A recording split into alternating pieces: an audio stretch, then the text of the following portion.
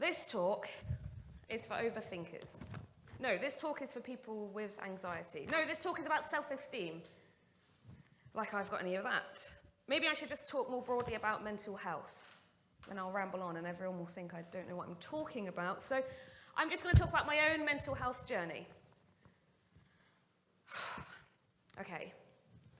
I'm overthinking. This is a disaster.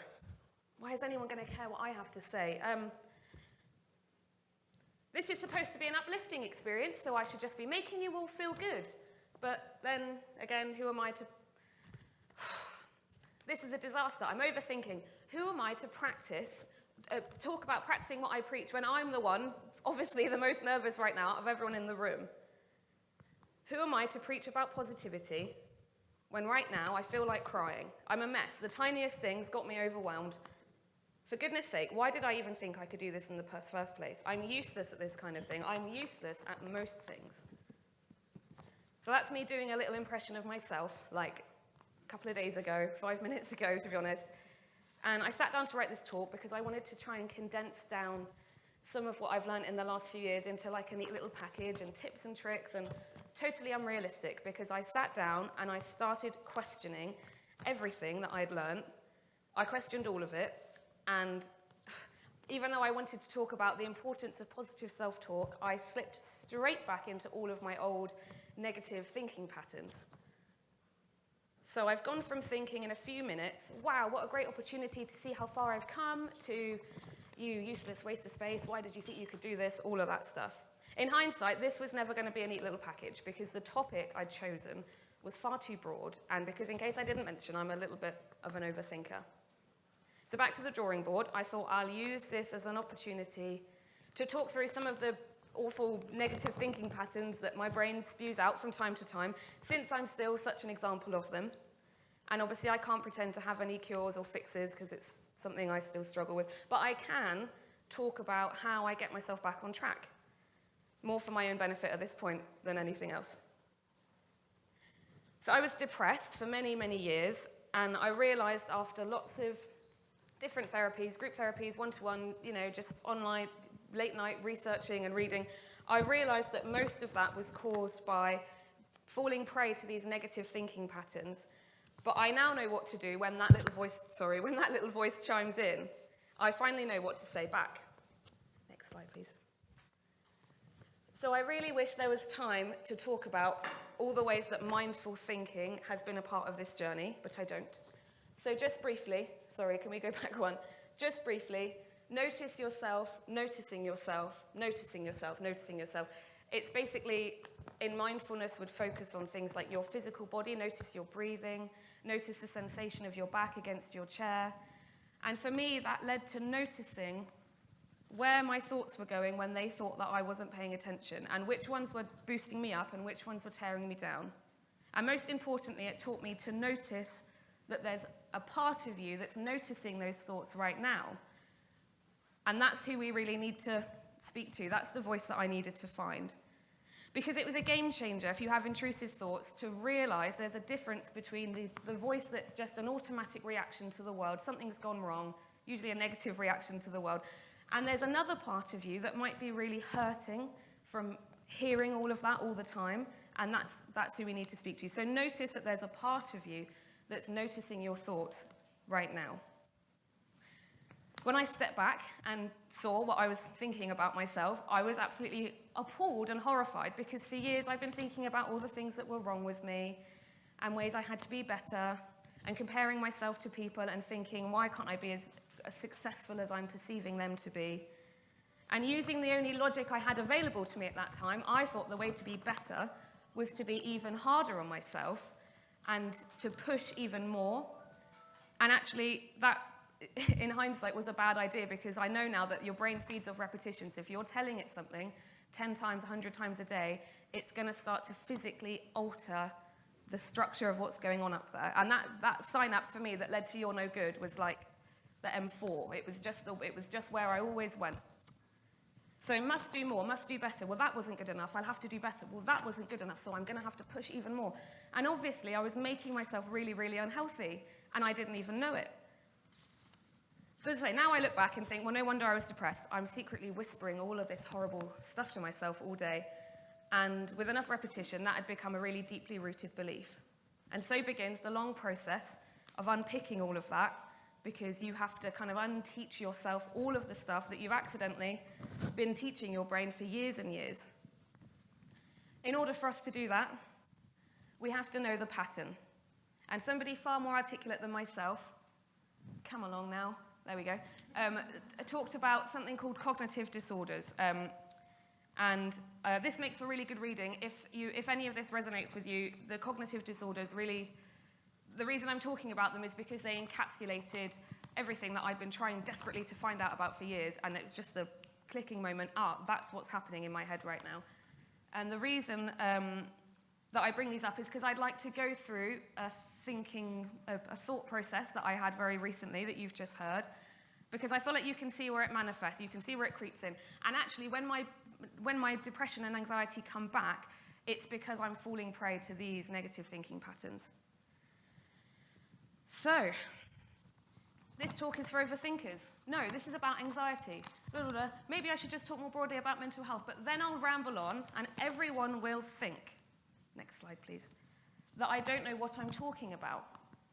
And this is what Burns called, no offense if anyone's a mind reader or a fortune teller, this isn't a dig at you, but he states that we're notoriously not as good at mind reading and telling the future as we think we are, and yet we constantly use that as a way to demotivate ourselves from doing things and to derail ourselves from, taking the opportunity and things like that.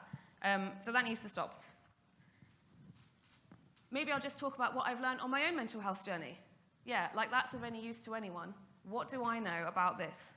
Imposter syndrome. I'm hoping some people have heard of it. It's not technically one of these cognitive disorders, but it's tied in because it's to do with the negative attention bias that Burns says is because we have to disqualify the positive. When we're depressed and we're wearing that negative mental filter, we start to disqualify everything good. We start to think of reasons as to why our accomplishments don't count and why our experiences are invalid compared to other people's. And we think of any reason to maintain, or depression thinks of any reason to maintain a negative self-image. So even when something happens to contradict it, we can just disqualify that. Number 3, catastrophizing. This is going to be a disaster. The amount of times I've not only just thought that, but shouted it loudly at my family members. This is going to be a nightmare. Catastrophizing, pretty much as it sounds, it boils down to thinking that the worst will happen in any situation. So when I was a depressed person, and I want to go to a job interview, and the interview's 2 miles away, I'll need to get the bus. Okay. Well, I'm probably going to miss the bus. Or I'll get there on time and the bus will be late and I'll have to walk. And I'll turn up looking like a drowned rat and they're not going to hire me, so there's no point filling in this application form because let's face it, who's going to hire someone who can't even get on the bus? And I was thinking like that constantly. And that, yeah, no wonder, catastrophizing, just as it sounds. Number 4, I should be able to make people feel good, should statements, which I'm desperately trying to get rid of from my vocabulary, and it's really difficult because we're always thinking, I should be this. I should have done that by now. I should be better at this. And that's a really dangerous way to motivate yourself because should kind of encourages you to feel guilty straight out the door and feel like a failure before you've even started. And as I say, no way to motivate yourself. It kind of takes a tension away from the fact that sometimes our expectations are really unrealistic in the first place about how much we can do and when we can do it. So I should have is no good to anyone. And finally, who am I to preach about positivity? I'm a bloody crying mess. I can't do the tiniest thing without getting overwhelmed. What's the point in this? I can't do this. All of that involves like honing in on one negative detail. And I should say, actually, reading this now, I keep thinking, well, no wonder you were depressed. It's all making sense. No wonder you were depressed. You're thinking all this stuff. It involves in allowing one negative detail to sway your entire view of yourself and of the world. You're mistaking one single event as a never-ending pattern of events. And of course, that sucks you into a cycle where you think, you perceive yourself as being a bit useless, and therefore you're less likely to try because you're feeling a bit useless right now, and therefore you might not achieve as much, and so that all, again, kind of maintains this negative self-image. You use that as evidence to say, yeah, I'm right to feel this way, I am useless. Using the logic, I feel it, so it must be true. It's to do with emotional reasoning. When I heard that, I thought, oh, I'm an emotional person. I'm a reasonable person. It's not that. It's to do with your using your spur-of-the-moment judgments on a situation and mistaking them as a reflection of the way that things truly are. Using the logic, I feel it, so it must be true, always damaging, as our spur-of-the-moment assumptions or reactions to things, usually negative, are no way to judge how we feel about ourselves moving forward. It's just something we've thought in the moment when we're stressed or angry or whatever else. So by listening to ourselves and armed with the knowledge of the distorted ways we process our experiences, we can learn to notice and then intercept these thoughts as they occur. Cognitive behavioral therapy calls it disputing your thoughts, but I've come to think of it as the part of you that's aware, the part of you that's noticing those thoughts now, responding to the negative, unhelpful things as they start to spew up with the usual nonsense. My logic was I didn't get depressed by thinking one bad thing about myself once, so I'm not going to get better by thinking one good thing about myself once. And it's not a faked, forced positivity. This is why this has worked for me. It's just leaving the door open to the possibility that everything might not be a total disaster every time. It's saying, okay, everything feels like it's gone wrong, but let's just for 1 second entertain the idea that maybe you could be nice to yourself rather than beating yourself up even more. Just an idea. That's the kind of tone that I have to take with it with myself. So if you don't mind, I'd like to finish up by talking through some of the ways that I need to think in order to stay healthy.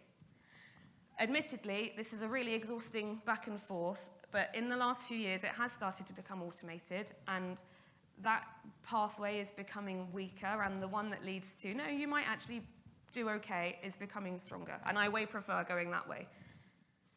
So, next slide. This talk is for overthinkers. No, this talk is about anxiety. Or should I start by saying this talk is about self-esteem? No, because then I'll ramble on.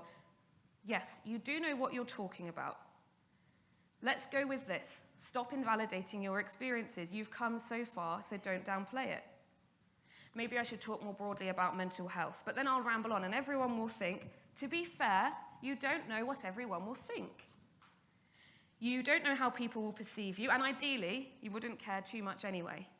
Don't be put off by your own made-up distortions about others, how they'll react to you and what you say and do. Okay, maybe I'll talk more about my own mental health journey. Yeah, like that's of any use to anyone. What do I know about anything? Okay, I'm overthinking. Stop. Okay, that's what's going on here. We know what to do. We've been through this. You're overthinking. All right, you've caught yourself doing it. You know what to do. Let's try and change the script, change the tone of this conversation. We know how to do that too. Okay, this is supposed to be an uplifting experience. I should just be able to make people feel good. Could that be a bit of a big ask? Are you responsible for people's emotions? Are you being overly ambitious? I don't want to say it, but it wouldn't be the first time you've been told that. Maybe you should focus on factors you can control, like not people's happiness. Who am I to preach about positivity? I'm a bloody crying mess most of the time. I can't do the tiniest thing without getting overwhelmed. For goodness sake, why did I want to do this in the first place? I'm useless at everything. At this point, it's useful to say, how unhelpful. What an unhelpful thing to say. What an unhelpful contribution. For goodness sake, why did I think I could do this in the first place? In response to that question, I have to say, how is this going to be easier if you jump at every opportunity to support your own warped view? In the end, the thing that made the difference was knowing what questions to kind of ask myself back when I started to question myself. What if we just flirted with the idea that you might actually be okay with this? What would happen if you used this as an opportunity to feel good? In fact, how much easier would your whole life be if you used every day as an opportunity to practice your new way of thinking? What would happen if you took this as an opportunity to feel proud? That's the question I'd like to leave you with. Thank you very much, folks.